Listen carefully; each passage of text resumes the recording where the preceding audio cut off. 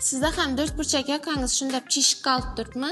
Demak, siz ko'krak vitichkasini hisob kitobida xato qilib turibsiz. Kvadrat yoqada ko'krak vitichkasini hisob kitobini chiqarganda ko'krak aylanasini 2 ga bo'lamiz.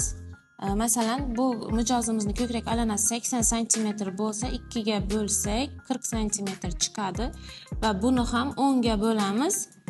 4 cm bo'ladi. 4 cm 1 cm qo'shib 5 cm ko'krak vitichkamizni yopishimiz kerak. Mana hozir buni 5 cm qilib yopganman. Endi buni yelkaga o'tkazamiz. Chunki 4 burchak yoqada bu yerdan vitichka yopmasligimiz kerak.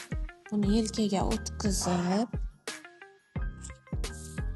klientimizni xohishini qarab yoqani 20 cm qilib o'yamiz. Endi bu ko'krak vitichkamizni yopib, bu yerdan ochamiz. Buni yopamiz.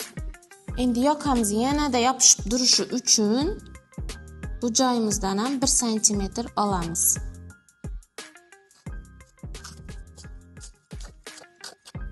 To'rt burchak yoqamiz ideal darajada chiqadi.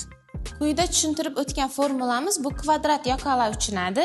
Siz shunga o'xshash formulalarni o'rganmoqchi bo'lsangiz, bizani 5-yanvarda boshlanadigan kursimizga yozilishingiz mumkin.